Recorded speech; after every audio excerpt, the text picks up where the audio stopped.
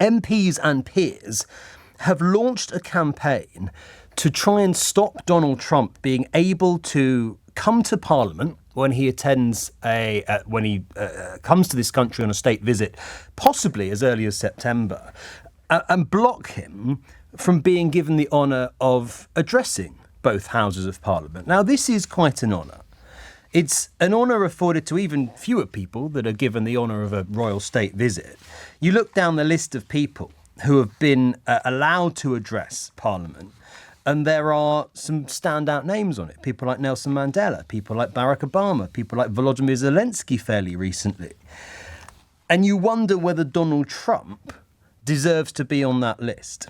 But I think there's a bigger question here. There's a bigger question here about how a democracy like ours, a country like Britain with a very proud history of liberal democracy, deals with a leader of an ally like the US who isn't just not behaving like an ally, but isn't behaving like a Democrat at all. And I don't mean a Democrat as in the party, I mean quite literally a Democrat. A leader who does not seem to want to abide by the fundamental norms and standards and conventions of any functioning democracy. Deporting people to El Salvador, for example, by mistake, and then refusing to accept your mistake and insisting they were gang members who deserved to stay there. Locking up and imprisoning students because they've said something on social media that you don't like. Purging government staff if they've ever showed any sign of disliking or opposing you. Launching widespread, what I would say are attacks on minorities like migrants and transgender people. I've stopped short of saying that Donald Trump is a fascist. I think for me personally at this point, we haven't seen enough to say that. But we've seen more than enough to say that in his first 3 months in office, Donald Trump is behaving more like a dictator, that his leadership is more reminiscent of despotism than it is befitting of the leader of an established democracy. I have no qualms at all in saying that, given everything we've seen in the last 3 months. And yet in a few months' time, potentially, this country will quite literally roll out the red carpet for him. We are giving him a state visit. He will be welcomed to Windsor Castle by the King. And quite possibly, if these MPs aren't able to stop it, he will be then welcomed to the Houses of Parliament, the so-called mother London, the mother of parliaments, the seat of democracy, one of the world's oldest parliamentary democracies, to stand there in Westminster Hall and tell us all why all the things I just mentioned to you were the right things, why it's right that he wrongly deports people, why it's right that he launches an unprecedented crackdown on people with absolute legal right to live in the country that he leads, why it's right that he fire anybody who works in Washington who he doesn't seem to like. There is an image, it's quite a stark image, isn't it? Somebody who behaves like that, standing in our parliament and everything that parliament stands for, and defending what I would call is the indefensible. And yet there is a real prospect, we read this morning, of that happening. These MPs are writing to the Speaker of the House of Lords, a guy called Lord Foulkes, and the Speaker of the House of Commons, insisting that that should not be allowed to go ahead. In a letter that's been given to the Times, they say, if it is suggested that he be invited to address both Houses of Parliament, I hope that you and Lindsay, that's Lindsay Hoyle, will suggest that that would be inappropriate on this occasion because of his attitude towards and comments about the UK, parliamentary democracy, the NATO alliance and Ukraine.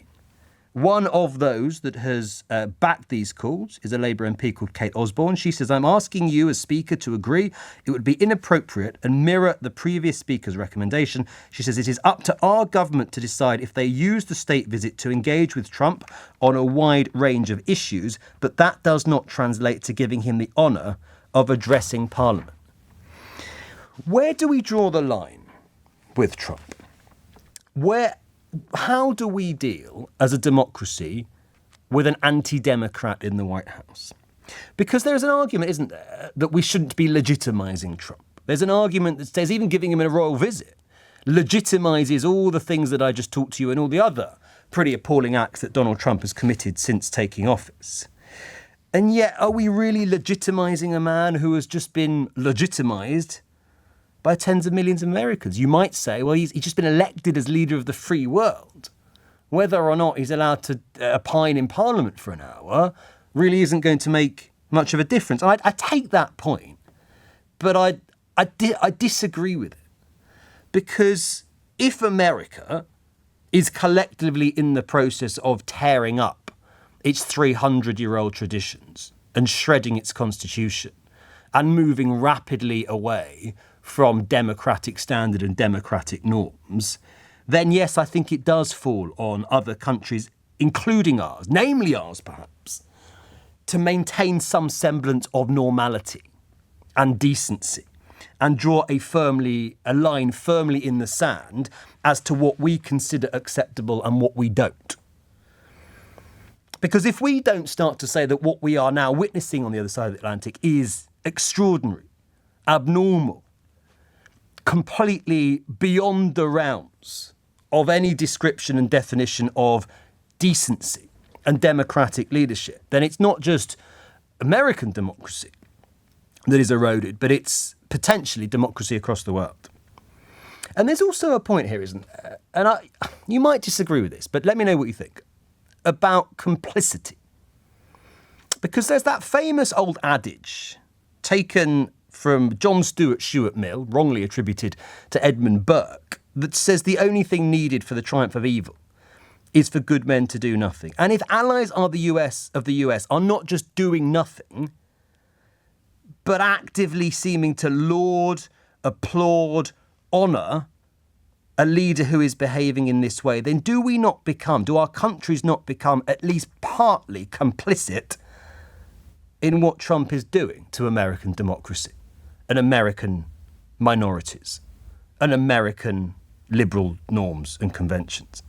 If we don't not just stay silent, but we celebrate him in the way that is being talked about this morning, do we not have to acknowledge that we bear some responsibility for what he is being allowed right now to get away with almost completely and utterly unchallenged?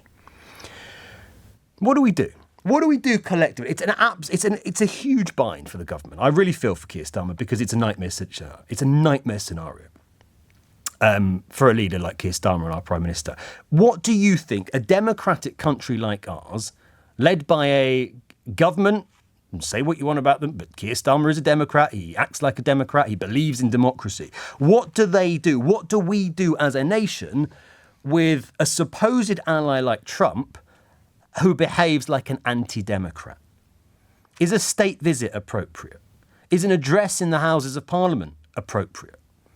Or should we rescind the invitation? Where do we draw that line? As I said, the list of people who have been honoured with an address to both Houses of Parliament is quite something. Her Majesty the Queen, President Zelensky back in 2022, the King just before his succession, Nelson Mandela going a bit further back, Barack Obama, the Pope, great world leaders. Should Donald Trump be included on that list? Or would that be a sign of something that you would not be happy about? A signal that you would not be happy about our government sending? And if so, what is it? What is it that what message would we send if we allowed Donald Trump to come here, have the red carpet rolled out on a royal visit and was allowed to address both Houses of Parliament? What damage would that do? Or are those who say, look, this is going to legitimise somebody, this is going to enable him to do even worse things? Is that just sort of self-aggrandising? Are we overinflating our own sense of importance? Because the reality is, whether or not Donald Trump gets the honour of an address to Parliament is not going to make any difference whatsoever to what he does. So if you think it shouldn't happen, why not? Why do you think it's so important that a stand is made and a line is drawn here? If you want to sort of imagine what it might sound like if Trump is awarded that right and that privilege, have a little listen to this. This is a couple of minutes of the address made by one of Donald Trump's predecessors when he was allowed to speak to Parliament in Westminster Hall back in 2011. This, Barack Obama. I have known few greater honors than the opportunity to address the Mother of Parliaments at Westminster Hall.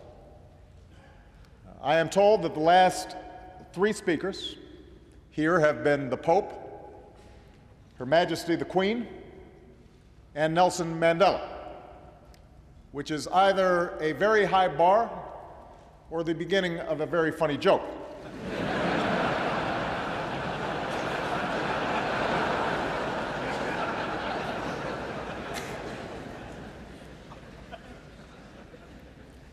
I've come here today to reaffirm one of the oldest, one of the strongest alliances the world has ever known. It's long been said that the United States and the United Kingdom share a special relationship. And since we also share an especially active press corps, that relationship is often analyzed and overanalyzed for the slightest hint of stress or strain. Of course, all relationships have their ups and downs. Admittedly, ours got off on the wrong foot with a small scrape about tea and taxes. There may also have been some hurt feelings when the White House was set on fire during the War of 1812. But fortunately, it's been smooth sailing ever since. And the reason for this close friendship doesn't just have to do with our shared history, our shared heritage, our ties of language and culture, or even the strong partnership between our governments. Our relationship is special because of the values and beliefs that have united our people through the ages. Should Donald Trump be given the same honour that Barack Obama was?